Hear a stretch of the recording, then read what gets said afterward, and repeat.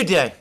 Today is Saturday, 2nd August 2025, and over the last few hours we've had more statements about Russia and Ukraine from President Trump and from other US officials.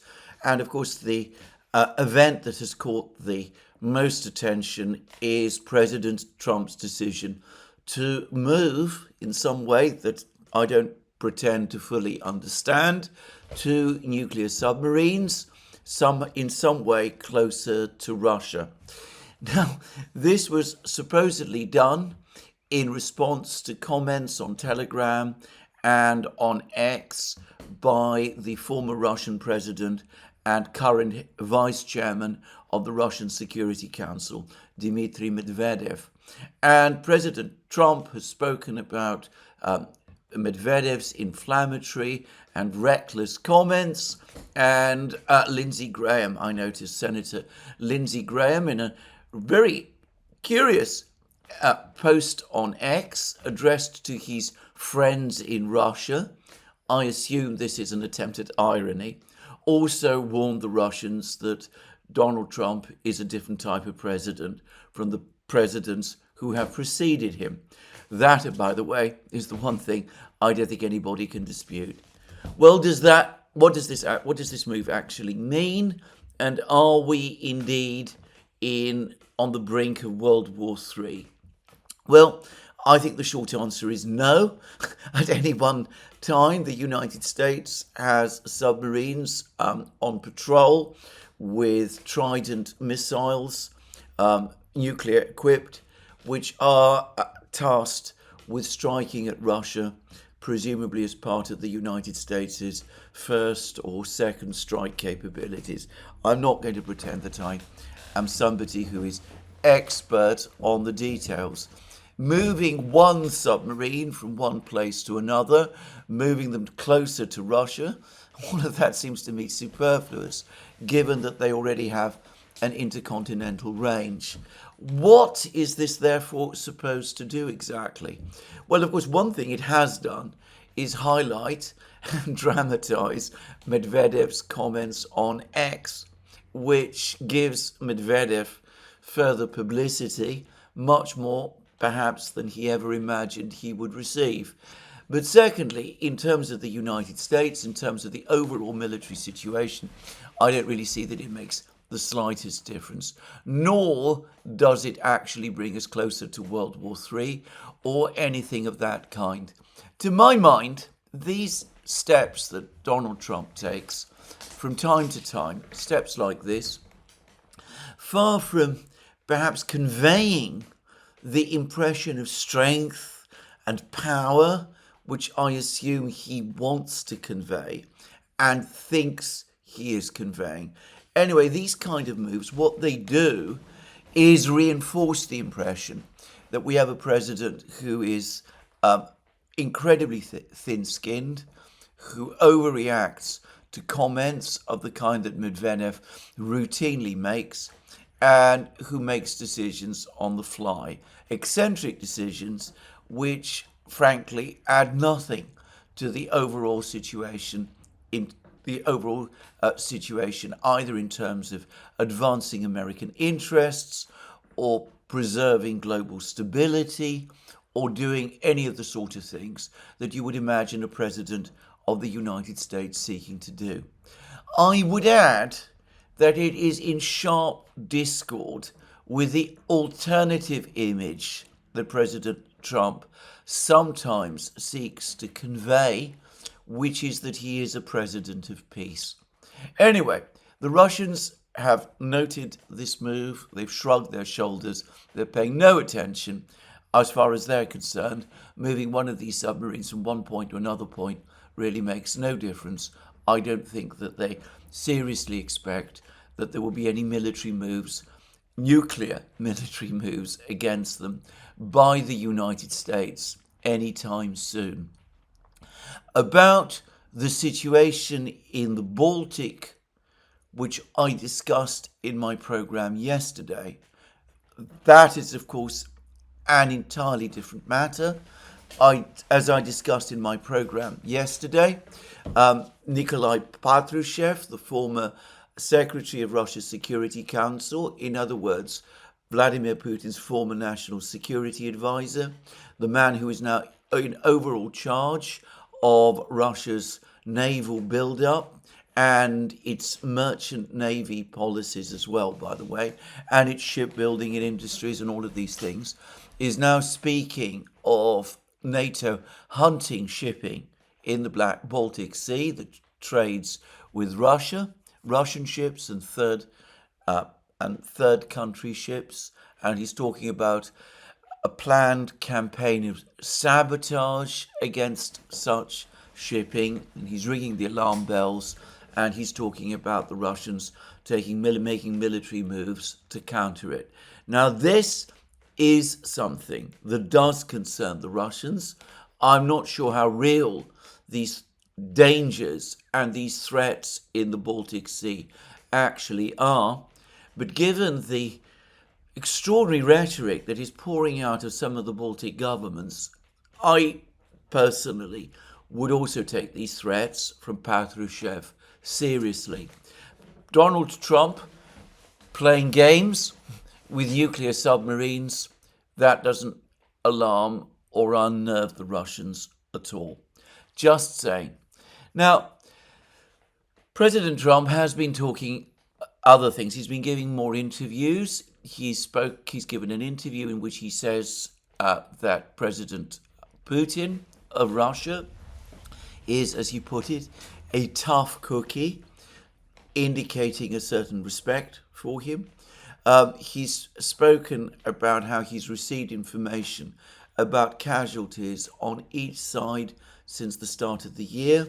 He says that according to the information he's been provided, the Russians have lost 20,000 men killed since the start of the year, and the Ukrainians 8,000 men since the start of the year. 8,000 men killed since the start of the year. He continues to talk about this being a pointless and unnecessary war, and he expresses his lament about the level of casualties. Now, where he gets these numbers from, again, I really don't know. If he is getting them from the US intelligence community, then I have to say that I find this a little surprising, because even as I make this program, even as Donald Trump is getting this information from the US intelligence community, or apparently so, he is involved in a mighty battle with at least some sections of it, where he has apparently now been provided with information and has published, his administration has published information about how the US intelligence community deceived the world, including the people of the United States, about the level of Russian interference in the 2016 election. And, well, we've already done programs about it on the Duran, the entire Russiagate scandal and the various disclosures and all those sort of things. And, well, we are talking ultimately, I presume, about the same intelligence community that said all those things in 2016, which were highly damaging to Donald Trump then, and which are presumably providing this data to Donald Trump now. Now, I say that Representative Tom Massey made quite clear a short time ago about his own deep skepticism about the casualty figures that the US Defense Department and the intelligence community in the United States are providing in relation to the war in Ukraine. And I've nothing much to add to that, except to say that it's become completely obvious, and I don't think it is really seriously disputed, that the United States intelligence community still relies mostly on information provided by Ukraine about the level of Russian casualties. And I would have thought that information from that source is extremely suspect and subject to all kinds of conflicts of interest. But anyway, I will finish this by making a further point, which is that perhaps President Trump needs to go back in time to his meeting with President Putin in Helsinki in 2018, the meeting which provoked such a storm of criticism of Donald Trump, President Trump at the time. The source of the criticism was that over the course of their one-to-one meeting, President Putin told President Trump that Russia had not interfered in the 2016 election. Trump never said that he accepted that assurance by President Putin, but he did say in the press conference that Putin had given it. And there was volumes of criticism at the time that President Trump seemed to be preferring President Putin's word to that of America's intelligence agencies. Well, as I have pointed out now on several occasions, perhaps President Trump would have been wise in 2018 to have done so, because with every Russiagate disclosure that we now see, it looks more and more as if it was President Putin who was telling the truth, or at least saying things which were closer to the truth than the US intelligence community was saying at that time. Just saying. So anyway, let's put all that aside and let's get on with the other things that President Trump did say. He also says that he thinks that President Putin is out to conquer the whole of Ukraine, that he seems to be intent on taking all of it. He still seems to be reconciled to the fact that he's likely to want to impose sanctions on Russia on the 8th of August. I spoke of the very acrimonious exchanges that took place in the UN Security Council, I think it was the day before yesterday, and the fact that the American representative at the session of the UN Security Council now said that the deadline, President Trump's deadline, is the 8th of August. President Trump yesterday also said something else, which was that he said that he believed that India had stopped buying Russian oil, though he was not absolutely sure that this was the case. And anyway, that appeared to be what he thought was likely the case. Again, I am not sure where President Trump was getting that information. Maybe he was getting it from Reuters. I discussed what Reuters reported the Indian refineries is doing in one of my recent programs, and that the Indian refineries had supposedly or apparently stopped buying Russian oil over the course of the previous week. Well, as it happens today, there are reports in the official Russian news agency, TASS, which flatly contradict that claim. We have a comment from a Indian government source which says that the Indian government has not asked refineries to stop buying Russian oil. No instructions have been given regarding oil imports from other sources instead of Russia. So that was one comment, and the other comment supposedly made to TASS from the same source, Indian government source, is that we have no reports that Indian companies have stopped importing oil from Russia. Indian refineries continue to purchase oil from Russian suppliers. Their decisions depend on price, crude oil grade, reserves, logistics, and other economic factors. India's energy purchases are driven by national interests and market conditions.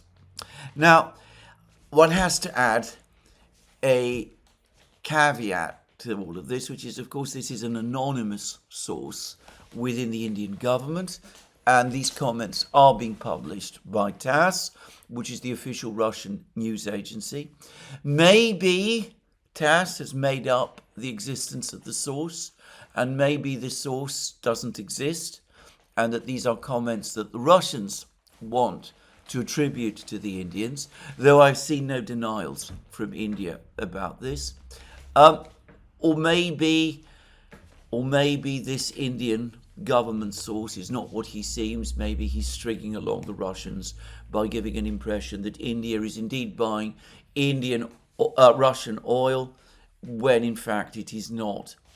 But I have to say, on balance, and judging from all of the other comments and things that I'm hearing coming from India, I tend to believe these TASS reports as true. Now, the TASS reports about the comments from this Indian government source go further. They attribute the source as saying India's energy decisions are dictated by national interests, but they also contribute positively to global energy stability. Had India not accepted Russian oil at a discount, and had OPEC Plus not cut production by 5.86 million barrels per day, global oil prices could have significantly exceeded the March 2022 peak of $137 per barrel, intensifying pressure around the world. India's pragmatic approach ensured oil supplies, price stability and market balance whilst fully complying with the international framework. India, the world's third largest energy consumer and 85% dependent on crude oil imports, has strategically diversified its supply sources to ensure energy security. Now, I have to say, I'm not completely clear about this comment. I'm not sure why India buying Russian oil at a time when OPEC Plus was cutting production somehow ensures that the oil price would be lower than it otherwise might have been. Perhaps, as I said, there's some misunderstandings here. But anyway, I'm not going to delve into that. What this source is saying, and I suspect this is partly intended as a message to the United States, is this: look, we are buying Russian oil. By buying Russian oil, by allowing oil to trade on the global market, we are in effect supporting oil prices. Because if we were not buying Russian oil, if we had to source our oil from the Middle East at a time when the OPEC Plus countries are no longer able to increase production in the same kind of way that they did in the 1980s and 1990s, then in that case, the price of oil would be higher. So, your threats to us to impose massive tariffs on us in order to get us to stop buying Russian oil, if they were successful, the only effect they would have is that they would increase oil prices in a way that would be extremely uncomfortable for you. And that is right. That is exactly how it appears to me. Now, the Chinese media, and I'm not going to spend time covering this in detail, are also saying that China has now made it completely clear to the United States that they are not going to row back on purchases of Russian oil. This is not on their agenda at all. It is not what they intend to do. In fact, at the meeting of the Security Council, the Chinese representative was also pretty strong in pushing back against any suggestions that anything that China is doing is facilitating the Russian war effort. So I think that, again, China is making its position clear. India is making its position clear. It is these threats of energy sanctions, by contrast, which are having an effect on perhaps destabilizing the global oil market. I think President Trump understands this very well, and as I discussed in my program yesterday, many of his moves, many of his inconsistent and contradictory moves and statements over the last few days suggest that he really doesn't want to go down the road of slapping these massive sanctions and tariffs on the Russians and the Indians and the Chinese in the way that he's saying, disrupting the world's energy markets. But as a result of his own earlier anger against President Trump and certain unwise things against President Putin and certain unwise things that he formerly said, and in light of the pressure that he continues to come under from Senator Lindsey Graham, and the Senate, he finds himself pushed towards taking this position because he does not want the sanctions bill that President Graham is trying to navigate through the Senate to pass Congress, because he worries that if it does, his hands will be tied because his actions on sanctions will henceforth be subject to congressional oversight, which is not what he wants. And of course, were that to happen, he would lose the complete unrestricted independence in the conduct of US foreign policy, which, as President of the United States, he believes he should have. By the way, and for the record, I think he is right about this. I made my own views about cancer, the earlier bill that was passed in 2017, the Combating American Enemies Act, and whatever it was called. I said at the time, and I believe now, that that act is an unconstitutional restriction on the president's right to conduct foreign policy.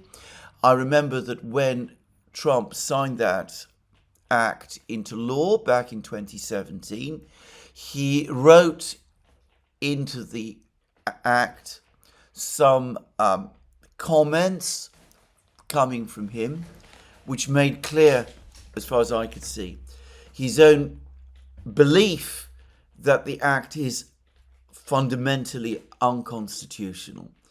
I suspect that this latest act that we're also seeing, that Graham and Blumenthal are pushing, I suspect that it is unconstitutional as well. Perhaps one day these acts will find their way to the Supreme Court of the United States. Perhaps the Supreme Court of the United States will one day give rulings about them. But to be frank, I don't believe that's going to happen anytime soon.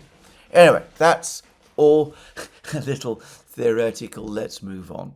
Now, Donald Trump has been saying this. I should say that Matthew Whitaker, the ambassador to NATO, the US ambassador to NATO, who also seems to be a rather hawkish figure, is also promoting sanctions and tariffs. He's saying that this is President Trump's major tool in trying to push the Russians towards a ceasefire. Except, of course, to come back, President Trump himself has already made clear that he doesn't believe in the effectiveness of that tool, a fact which I noticed that Senator Graham doesn't seem to be paying any heed to. Anyway, there we are. That's where we are on the various decisions and contradictory statements and misstatements that President Trump is currently making. I think that as his anger with President Putin has gradually abated over the last couple of days, I think that President Trump has come to understand the very difficult position he is in, and I think he probably deep down regrets some of the decisions that he has made, some of the comments that he has made, But there it is. As I said in my program yesterday, I think that there is growing alarm and nervousness in Washington about the deterioration of the situation in Ukraine itself and about this very unpredictable course that events are taking with the tariffs and the sanctions. And all this at a time when the situation in the US economy appears to be very finely balanced. Now, here I'm going to say something which, well, let me put it like this. I've said some critical things about President Trump in this program, and in fact, quite a lot recently, but yesterday he did something which has invited a huge amount of criticism, but where I have a certain amount of sympathy for him. He's just sacked the head of the Labour Department, I believe that's where she works, because there's just been this massive revision of the figures on employment and not exactly employment, but on jobs. And the figures have been revised downwards. The latest figure for the latest month has come out rather below expectations. Job creation has been well below expectations. And it looks as if, at least according to the latest figures, job creation in the United States over the months preceding that was significantly below what we were led to believe. Anyway, Trump is furious about this. He sacked the person responsible. He says that she's a Biden appointee, that these figures are rigged, that there's no truth to them, that the economy is growing all cylinders, firing off all cylinders. It's growing very fast.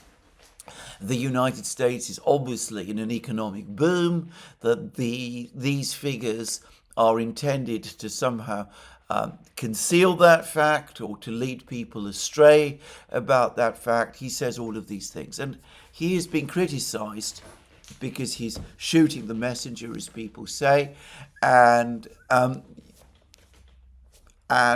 this is somehow another example of Trump wanting to put people in important positions running the economy who are basically yes men and women and who give him purely the information that he wants to hear. And it's all been linked with Trump's unrelenting campaign against Jerome Powell, the chairman of the Federal Reserve Board. Jerome Powell is refusing to cut interest rates in the way that Donald Trump wants.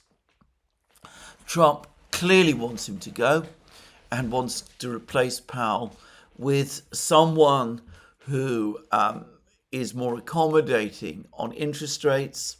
And there's a huge battle underway about that. And it's been going on for months now. And my own guess is that eventually Trump, because he's president, is going to get his way. And I suspect that sometime in the autumn, we're going to start to see interest rates in the United States fall. I'm not sure that that is the correct thing, but that's another matter. And quite likely, Jerome Powell won't be Fed chairman for very long. But put that all aside, let's focus on these job statistics. I have to say this is a story that has been going on all my lifetime, at least for as long as I can remember, tracking economic matters in the United States. You get a whole set of job figures published, and they all look very optimistic, and they suggest that things are very, very rosy in the economy. And people in the media write all sorts of commentaries about this, and there's lots of discussions about how well the United States is doing. And then we had all of that going on during the Biden era. It happened on a spectacular scale last year. And then suddenly, months later, long after all those articles have been written, after decisions presumably in terms of managing the US economy, have been made on the basis of these figures. We're certainly told that all those figures were wrong all along and that they've been massively revised downwards. As I said, it happened, I think, twice last year, once before the election, on a huge scale, once after the election. And, well, it's now happened again. Now, I have to say that a situation where figures, statistics are being revised down in this way all the time or changed all the time seems to me to make economic policy making extremely difficult.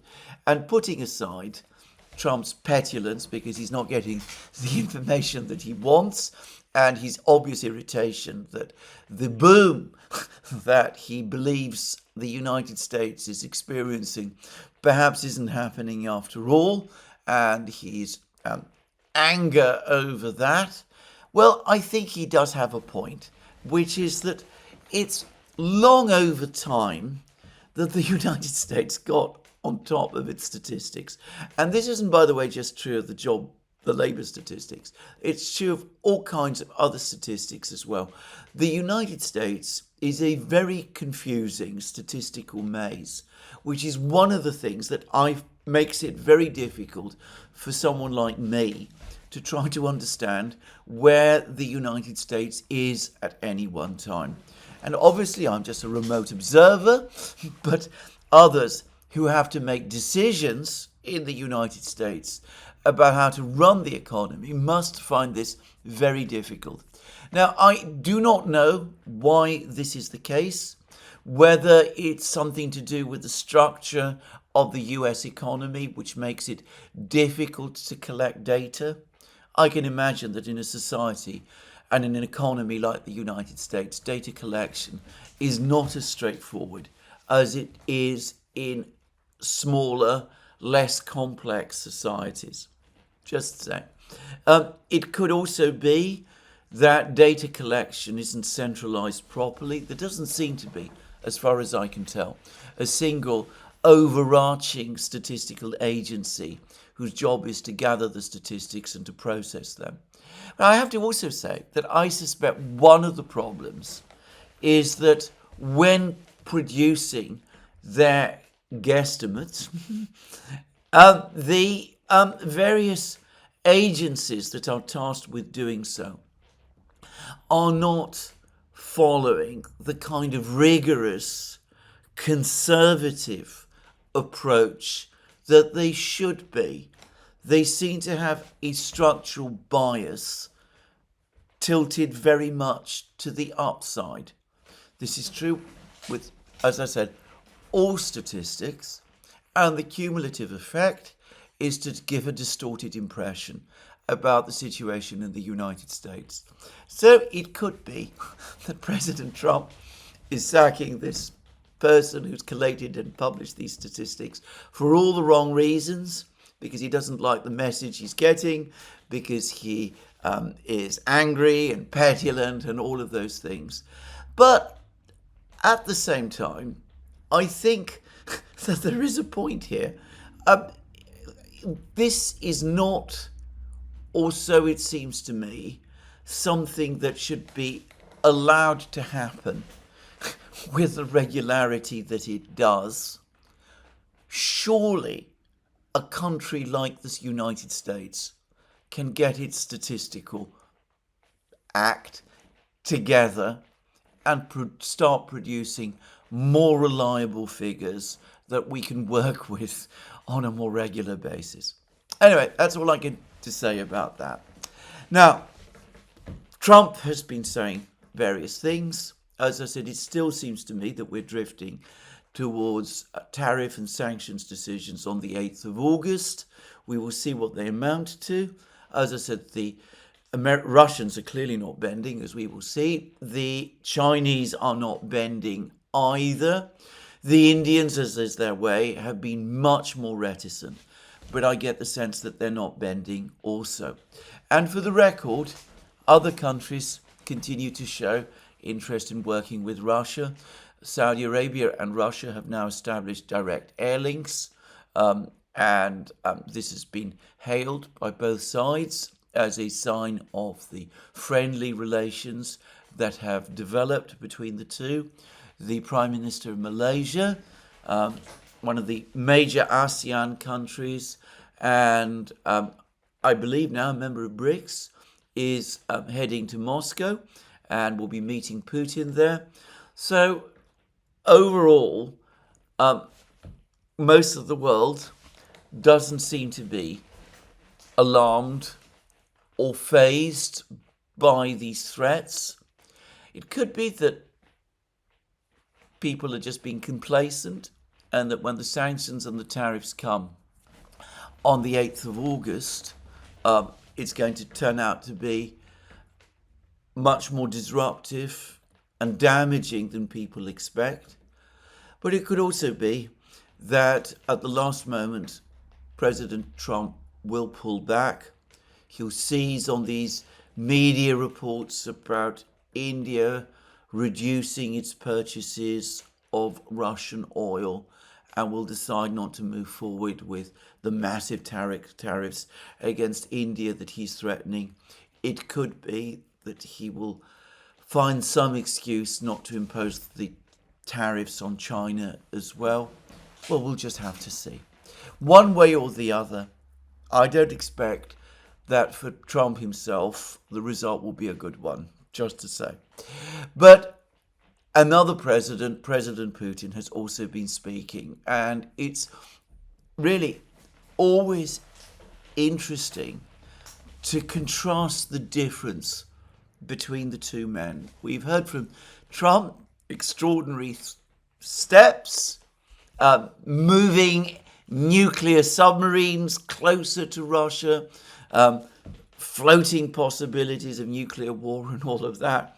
We have statements that the Russians are out to take over the whole of Ukraine. The President Putin is a tough cookie. Threats about sanctions and tariffs, other threats of the same kind from from Senator Graham, and all of this very, very noisy rhetoric from the United States. And then we've had from Putin comments which, by contrast, seem really quite remarkably measured and calm. No statements, no comments, for example, that directly criticize President Trump at all, and which barely mention him, in fact.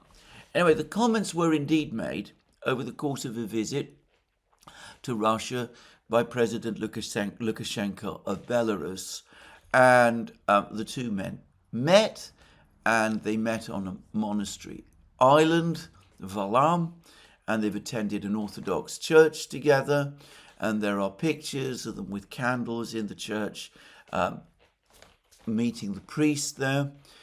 But after whatever discussions they had, they also met with the media, the Russian media and the Belarusian media, and they answered questions.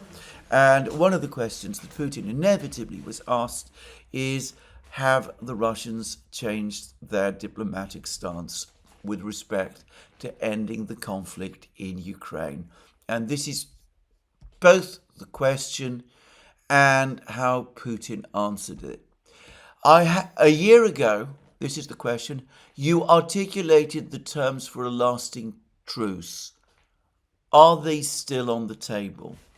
That was the question. And then Putin responded as follows. Of course, it goes without saying that these conditions have not changed. In fact, these were objectives rather than conditions, since I explained what Russia wanted to achieve. Before that, we kept hearing that it was unclear what Russia wanted. This is why we set forth these objectives in June 2024 at the meeting with the Foreign Ministry's senior officials. Everything is clear in this regard, and the core message here is that we must eliminate the root causes of this crisis. This is the main objective. Of course, there are humanitarian matters and broader security issues that pertain to both Russia and Ukraine. By the way, the Ukrainian delegation told us that it could make sense to discuss security for both Russia and Ukraine in the context of a pan-European security framework. One of the senior members of the Ukrainian delegation voiced this opinion. Overall, we believe that this makes sense, and we share this view. So what Putin is saying is that Russia is not retreating for the objectives he set out in his speech to the Russian Foreign Ministry on the 14th of June 2024.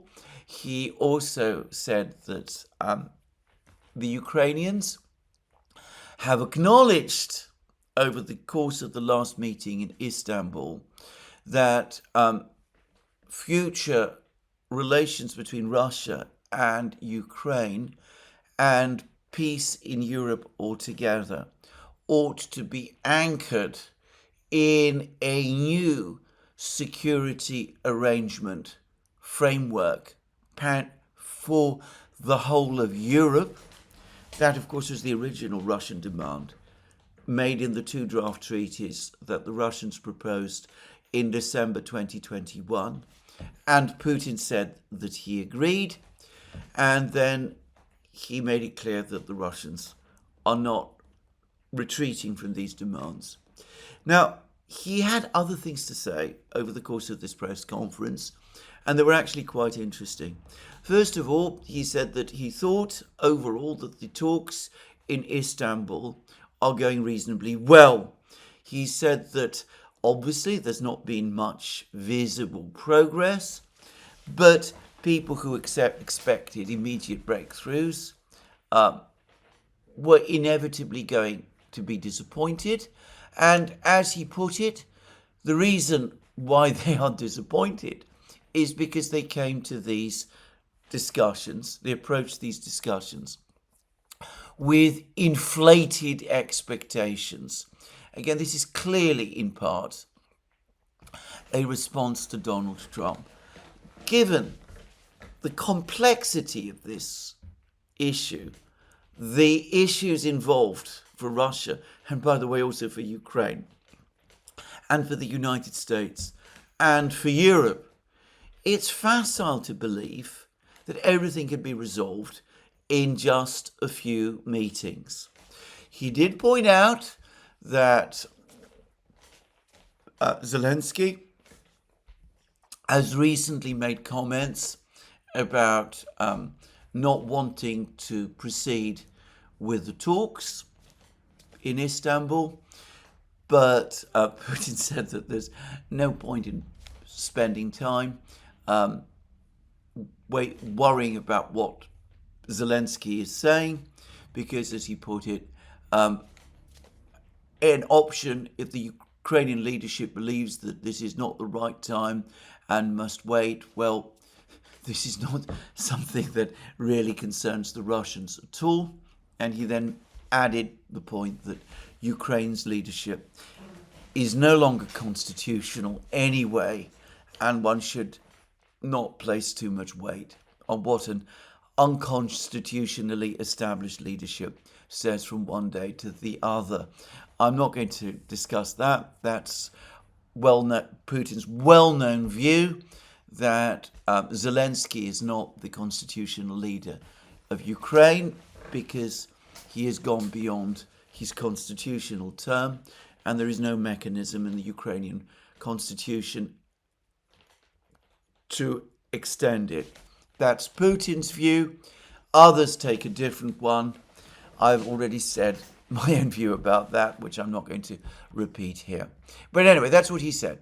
And Putin said a number of other things. He spoke confidently about the military situation. He said that the Russians are advancing everywhere along the front lines. He said that the military situation is indeed developing very much in Russia's favor. He went to great lengths to discuss what has just happened in Chasiv Yar. He said that Chasiv Yar had indeed been captured, or as he put it, liberated by the Russians. He said that this happened several days ago. He said that all claims to the contrary from the Ukrainians are wrong, and that the Ukrainians are indeed out of touch with events if they generally believe that they are still in control of any part of Chasiv Yar. By the way, I should say, this is not just the Ukrainians who are clinging to the belief that there is still a Ukrainian presence in Chasiv Yar. Parts of the European media, to my knowledge, are saying the same thing. I read a piece, I think it was on Deutsche Welle, which said this. But there we are. Putin said that this is not true. When Lukashenko floated the possibility that the Ukrainians might still be holding out in a few buildings in one of the micro districts, Putin contradicted him. He said, no, that's no longer the case.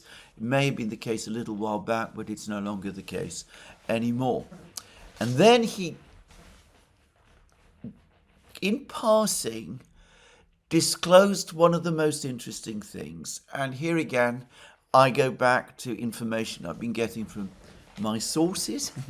And one source in particular, who's proved particularly useful, told me some months ago that the Russians had placed the Oreshnik in serial production, and that the Oreshnik would be entering service with the Russian military in August of this year. And Putin was speaking yesterday on the 1st of August, and this is what he said. I would like to say in this regard, we have produced the first serial Oreshnik system, the first serial missile, and it has already been delivered to the troops. Now the series is underway. This is the first point. So what my source told me many months ago has turned out to be true, that production of the Oreshnik was indeed underway, serial production was indeed underway, and that they would be entering service with the Russian military in August of this year.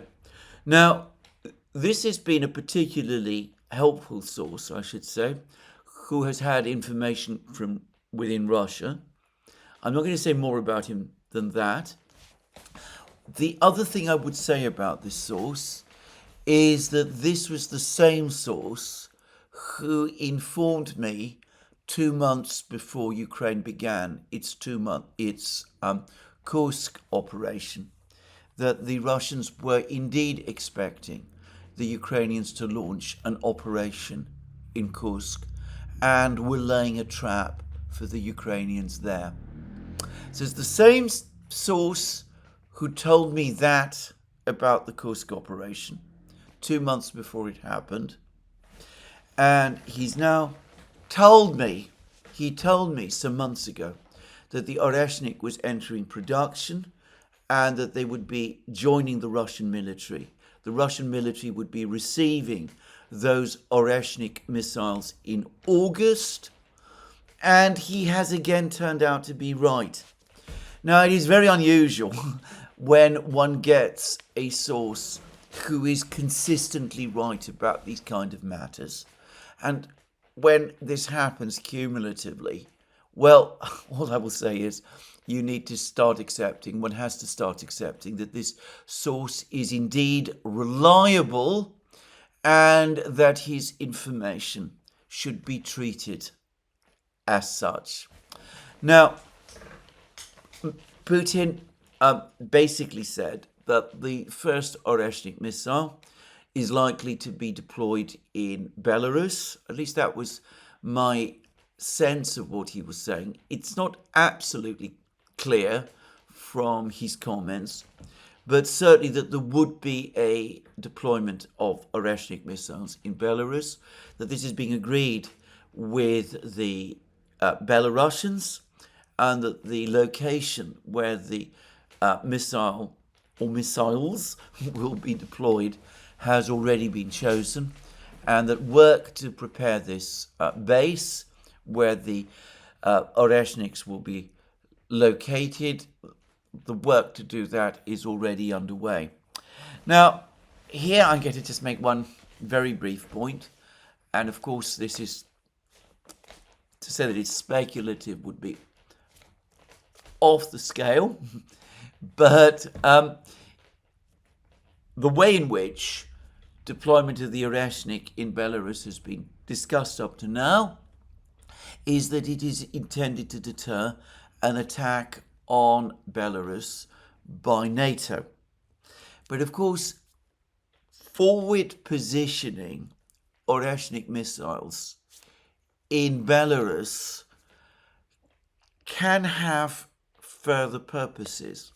Firstly, it would place NATO assets in the Baltic area, well, not just within range, but within very close proximity to these Oreshnik missiles in Belarus. And since these missiles move at hypersonic speeds, there would be very little, I would guess, that the NATO militaries could do in response to them. I mean, if they were launched against these NATO missiles, NATO assets in the Baltic, I mean, there would be, at most, I suspect, a few minutes of warning, and I wonder what could be done in that time. So that's the first thing.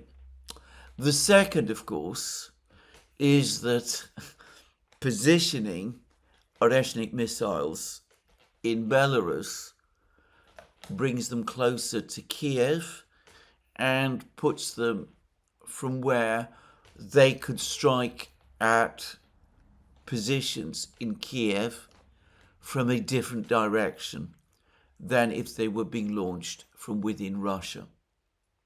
So, for example, and I really want to be clear that this is me talking now, I'm not basing this on any information from any source, but for example, if you were conducting an attack, a conventional military attack on Kiev, and you wanted to knock out whatever is left of Ukraine's air defense missile interceptors at the Zheleny airport near Kiev, so that your drones and cruise missiles could conduct unrestricted attacks on Kiev in support of your ground forces. Then you could launch your Oreshnik missiles from Belarus, and they would be able to hit the base at the Zheleny airport and presumably inflict colossal damage there. And again, there would be little time, basically, in which to respond. Almost no time, in fact, in which to respond. Just saying.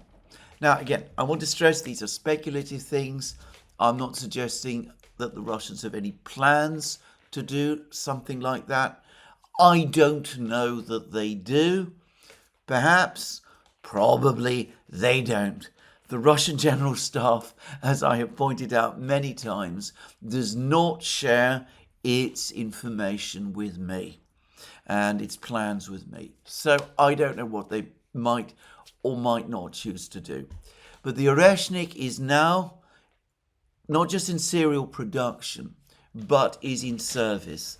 And to repeat a point that I made some time ago, back in, I think it was November last year, the Russians attacked the giant Yuzhny factory in Dnipro, the factory which used to build the Soviet Union's intercontinental ballistic missiles and lots of other missiles and rockets, and which played a central role in the Soviet Union space program. There's a huge factory with enormous underground bunkers and things of that kind.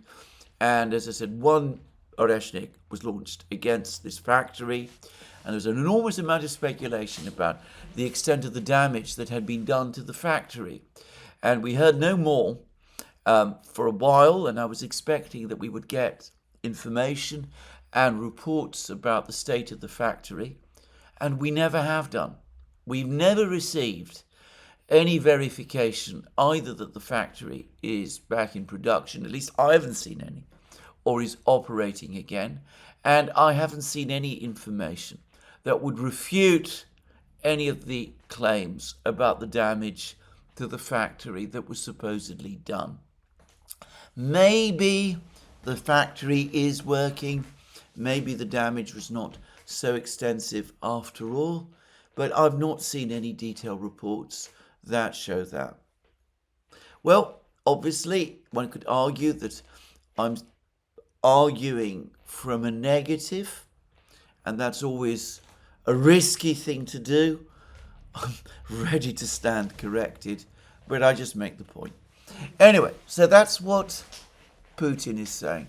There doesn't seem to be here any indication that the Russians are pulling back in any way from any of the objectives that they've set themselves, and frankly, I don't think they will.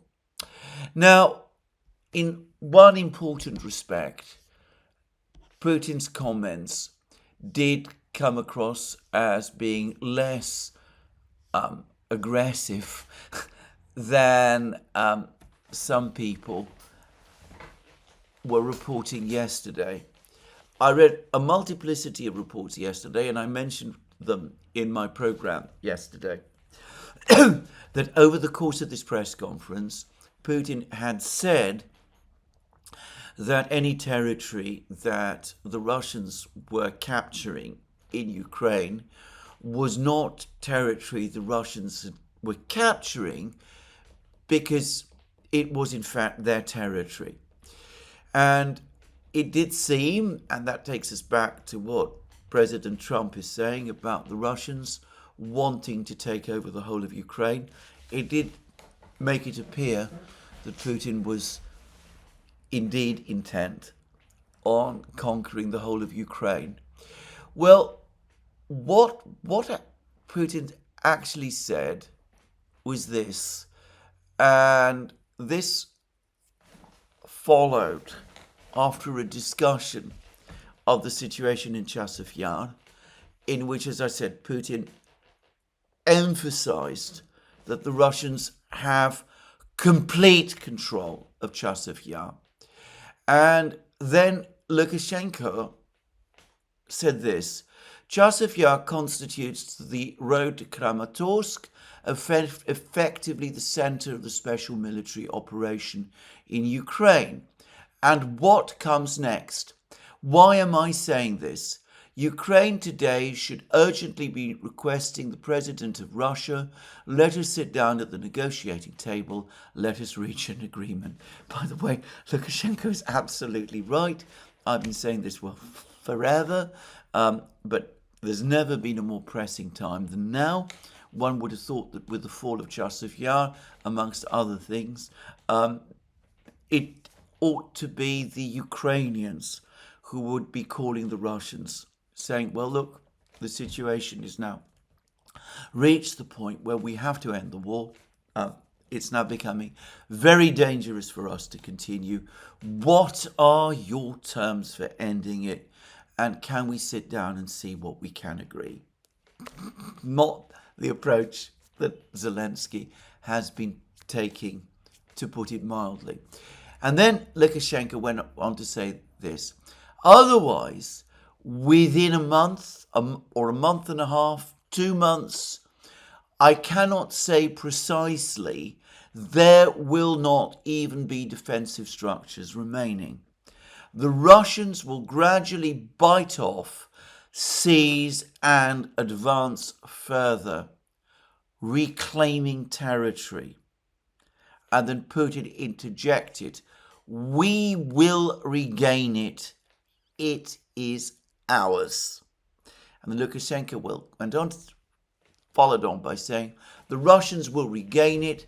Therefore, an agreement must be reached. If they want something, they must run towards it.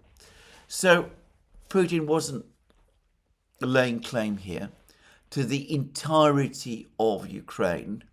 This was just comments about Donbass. Lukashenko was saying, if the Ukrainians don't hurry up, they will soon lose Kramatorsk. The Russians will break through the major defense lines. I've talked about this many times. The line of fortified cities, Slavyansk, Kramatorsk, Konstantinovka, and Pokrovsk. The defense lines will have fallen. They will gradually bite off, seize, and advance further, reclaiming territory. And Putin responded, we will regain it. It is ours. He was talking about Donbass. That, it seems to me, is quite clear. I don't think Putin meant any more from me.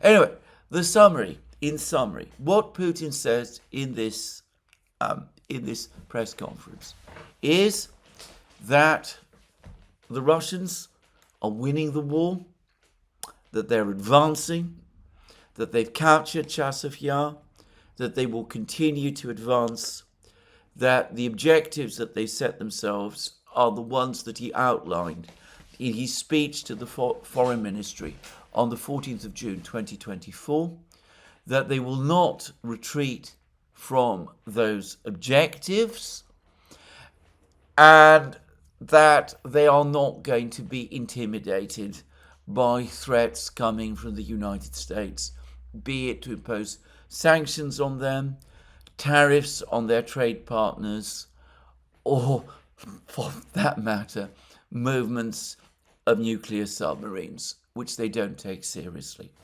And their own military position, their own overall military position, is becoming stronger because the Oreshnik system is now being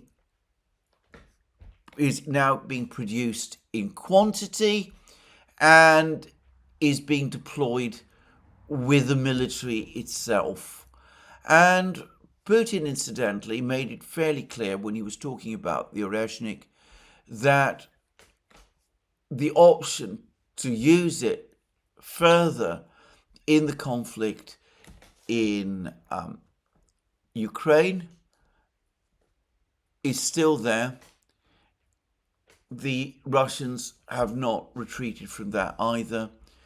He's not saying that they will necessarily use it, but the option to do it has clearly not been ruled out. So there we are. That is the situation from Putin's side. As far as I can see, the Chinese, the Indians are not going to stop buying Russian oil. The Russians are not going to stop their advance in Ukraine. The Russians feel that they have the advantage. They're increasingly confident that they will gain victory. And I don't think that even President Trump really has any serious doubts about any of that. Now, Putin did say other things. He talked about corruption in Ukraine. He talked a bit about NABU and SAPO, though not very much. He did point out that these two agencies are effectively controlled by the West. And he made the same point that I've made in a number of programs, which is that whatever you may think about these agencies, judging them by their record, they have not been a huge success, because if anything, corruption in Ukraine during the time that they have been in existence has got worse, and everybody appears to be acknowledging this. And he also spoke about how if a country is going to be successful in combating corruption, and he said that corruption is a reality in every country, sometimes it exists to a greater level than in other countries. He didn't place Russia in that continuum, but he did suggest that in the United States it's pretty bad. Anyway, put that aside. But if a country is to get on top of corruption, then it needs sovereignty. It needs to make sovereign decisions itself. It needs anti-corruption agencies that are domestically and preferably democratically accountable. And the implication clearly is that Nabu and Sapo are neither of those things.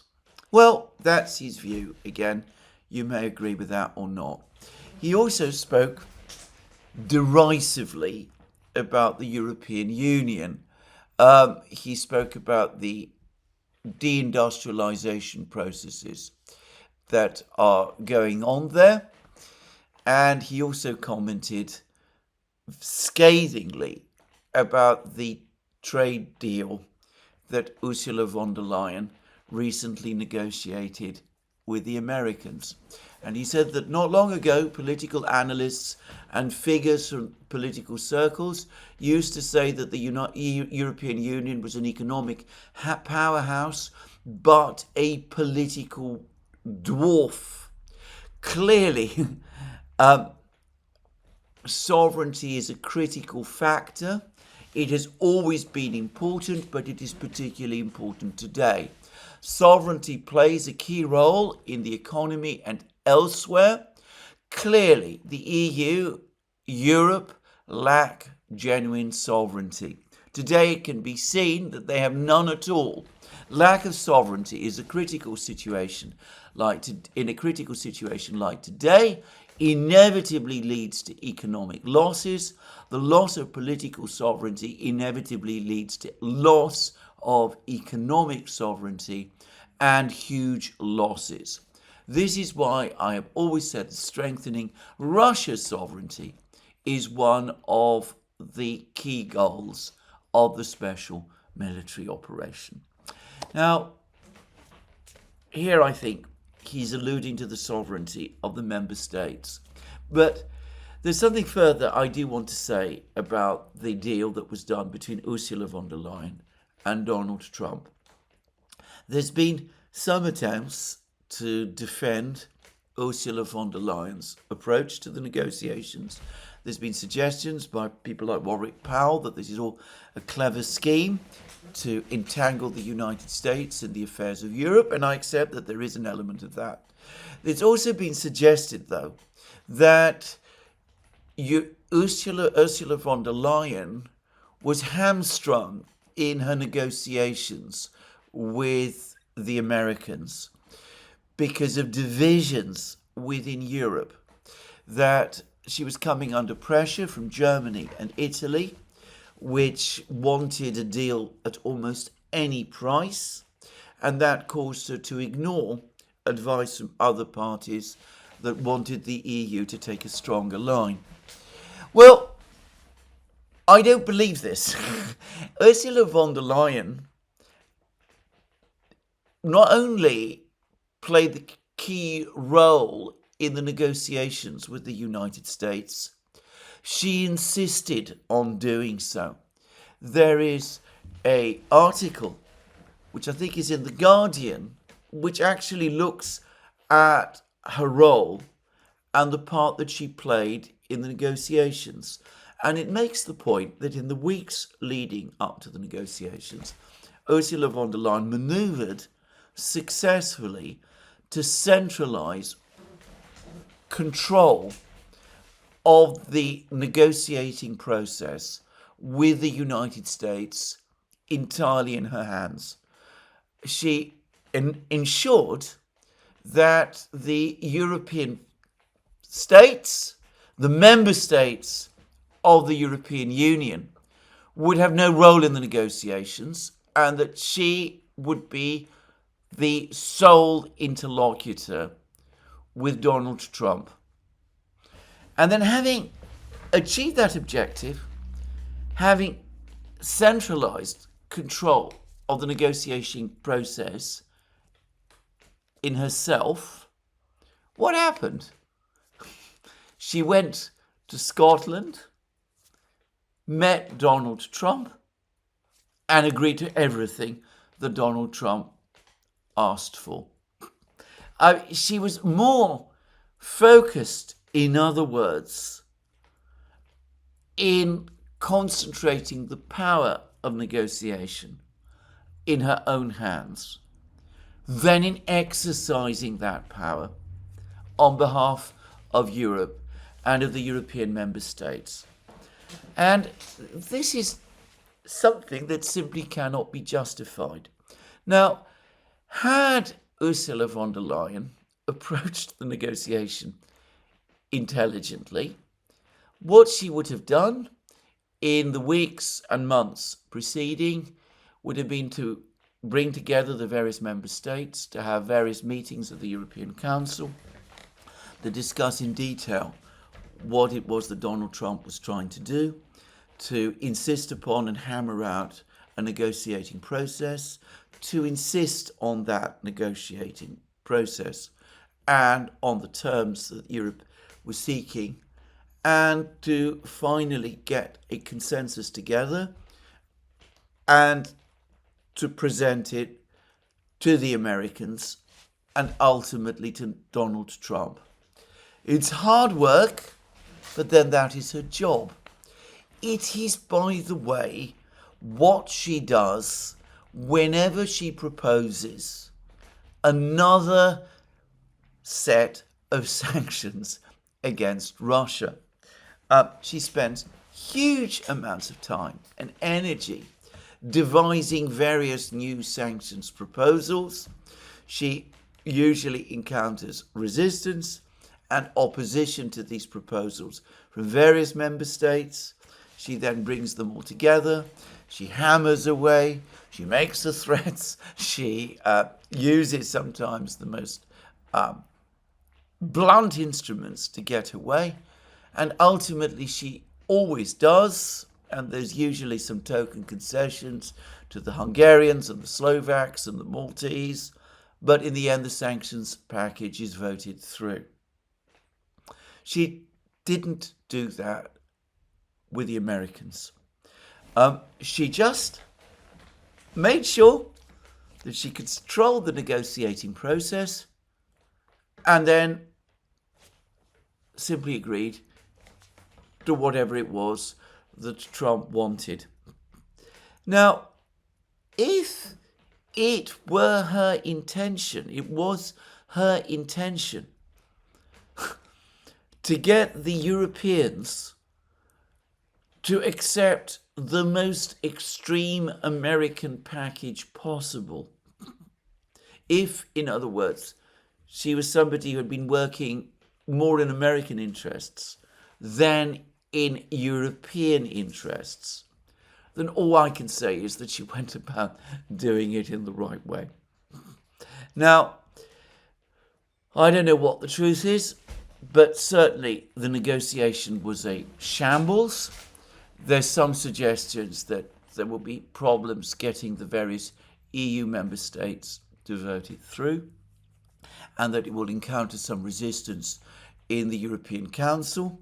But I'm going to make a prediction that just as Ursula von der Leyen was not prepared to stand up to the Americans, what she and the Germans and probably the Italians will do is that they will bully all of the other European states into accepting this package.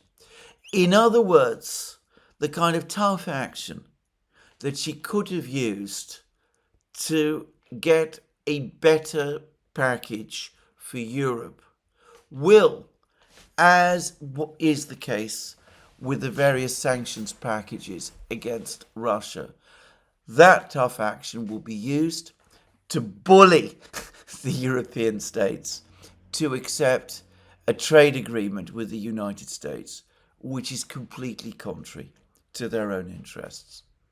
Anyway, there we are. We will see what happens, but I predict I will be right.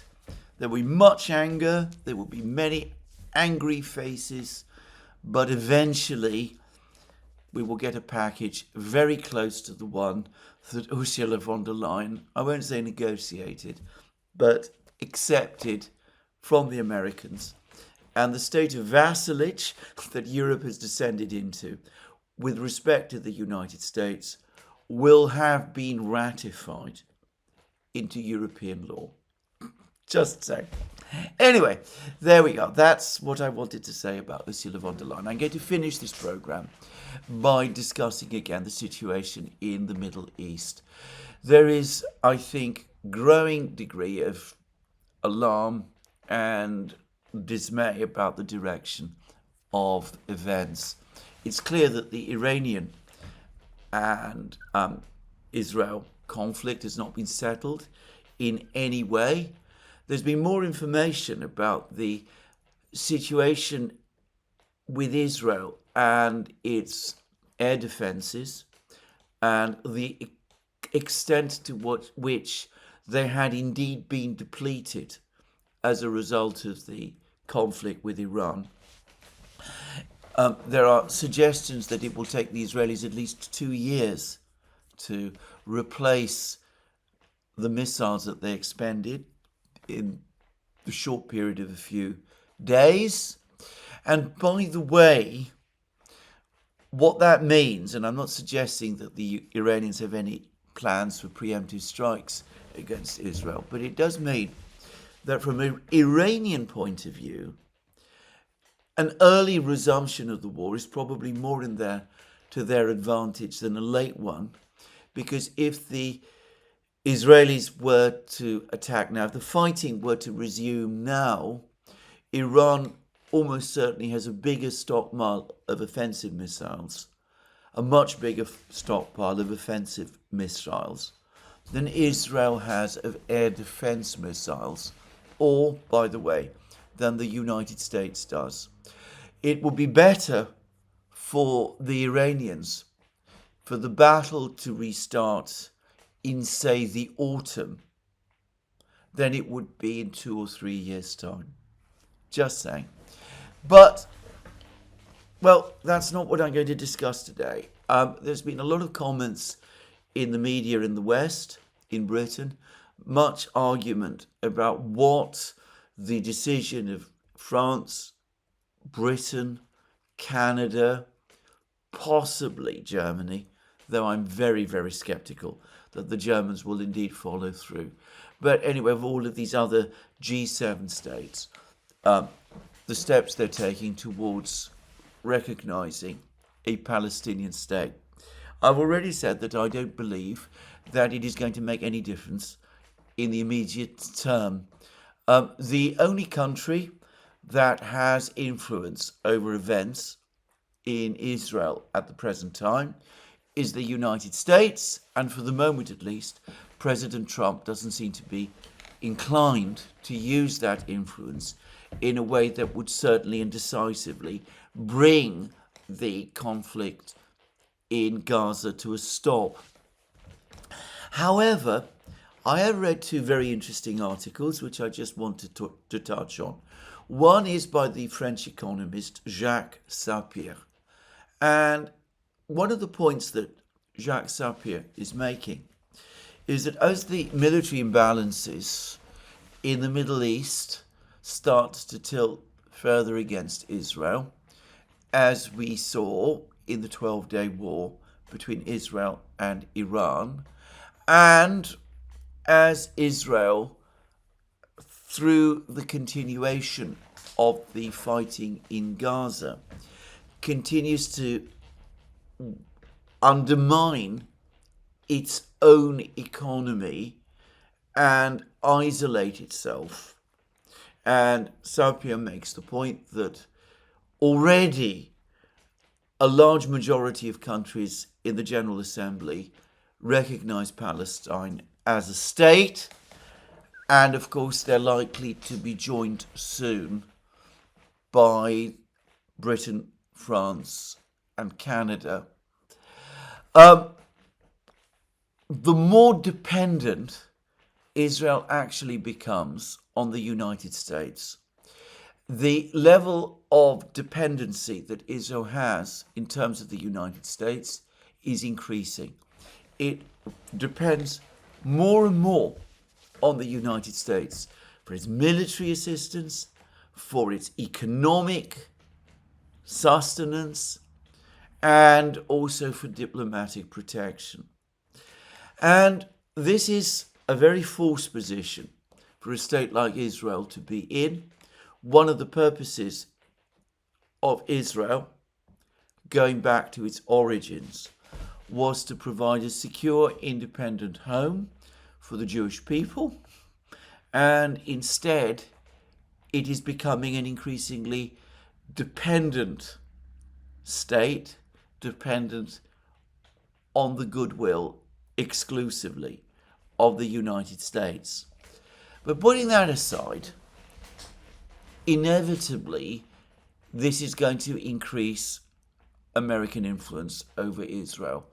Putting aside all the speculations about the influence that the Israeli government has in the United States, the relationship between the United States and Israel is now becoming so lopsided that in practice and in fact, it is going to become more and more difficult for Israeli governments long-term to disregard American sentiments and feelings, and this may have significant implications for the future. So that was one article, and it is by the French economist Jacques Sapir, an extremely insightful and astute observer, by the way, of international events generally. The other article, which to some extent flies against this one, but one which I have to say depressed me intensely, was an article in Unheard, the British left-of-centre magazine, The Middle East Doomsday Scenario, and it is by Christopher de Belague, a commentator whom I admit I know absolutely nothing about. But anyway, his point is that we are now in a situation where every party in the Middle East is locked into a situation of escalation. This is true of Israel, absolutely, but it is true also of Israel's various adversaries, who are, in some cases, also adversaries with respect to each other.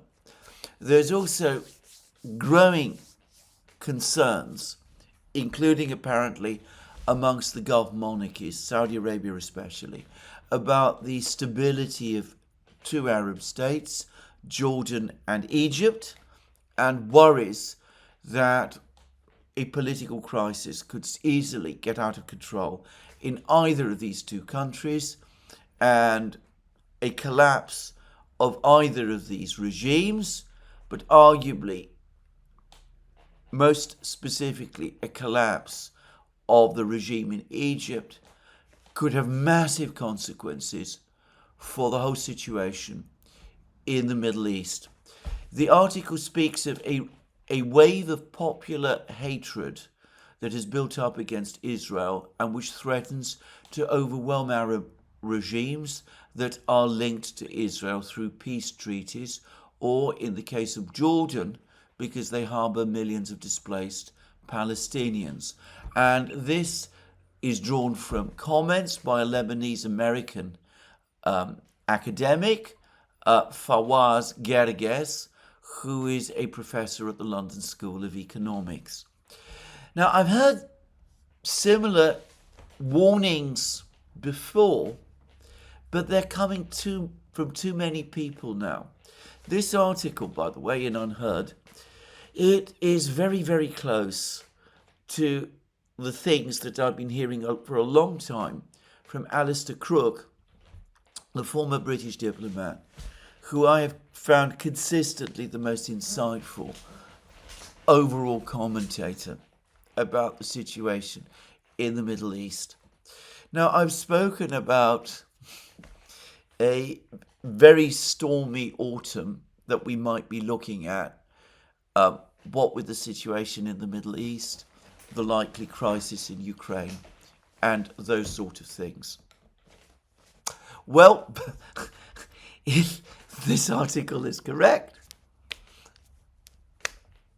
things are going to get a lot worse, far worse than a single stormy autumn.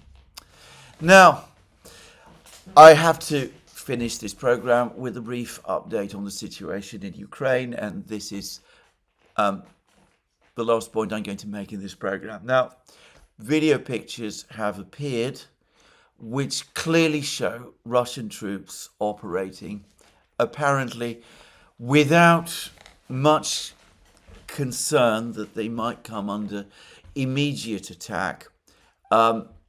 Russian troops basically moving around western Pakrovsk. And this is exactly the area where the E50 road enters Pakrovsk. This is video footage, I should say, and it appears to have a Ukrainian origin. Now, the Ukrainians consistently refer to these Russian troops in Pakrovsk as being members of sabotage and reconnaissance groups that have infiltrated the town. With every piece of information that we are getting from Pakrovsk, it is, or so it seems to me, becoming increasingly difficult to sustain what I suspect now is an illusion. These are not just reconnaissance troops walking around western Pakrovsk. They are clearly the Russian army, which has obviously entered Pakrovsk in force. Moreover, if they are indeed in western Pakrovsk, it looks to me as if the road leading into Pakrovsk from the west, the E50 road, probably has indeed been cut. Now, I've not heard much further information today about the situation north of Pakrovsk. That is probably a sign that the Russians are tightening their information flows from that part of the battlefield, and it looks to me as if we're going to learn within the next couple of days of further significant Russian advances. It looks to me as if the garrison in Pakrovsk, the Ukrainian garrison in Pakrovsk, is indeed largely cut off from resupply. I'm hearing the same about the Ukrainian garrison in Kupiansk, and as I discussed in my program yesterday, even Deep State now acknowledges that there appears to be only one single narrow road, country road, leading into Kupiansk, which the Ukrainians can still use. I am not saying that the Ukrainian troops in Pakrovsk are trapped and cannot escape, and I'm not saying the same about the Ukrainian troops in Kupiansk. They probably can escape. Legitimi, one of the Ukrainian Telegram channels, said yesterday that they have, in fact, the troops in Pakrovsk have, in fact, requested permission to retreat from Pakrovsk. Entirely predictably, Zelensky has rejected the request. And certainly, given the way Zelensky acts, he will not want to see that retreat happen before the 8th of August, when Trump's deadline for the sanctions and the secondary tariffs and all that is due to expire. Wasting time before ordering this retreat simply guarantees a much worse disaster, a possible, genuine, tight cauldron, a disaster of the kind that the Ukrainian army has suffered in many battles now, but one which, in the condition it finds itself in today, it absolutely cannot afford. That, I suspect, is where we're heading on the battlefields. But once we get more news, more concrete news, I will return to that topic, perhaps in my next program. This is where I end today's program. Let me remind you again, you can find all our programs on our various platforms, Locals, Rumble and X. You can support our work via Patreon and Subscribestar and by going to our shop, links under this video.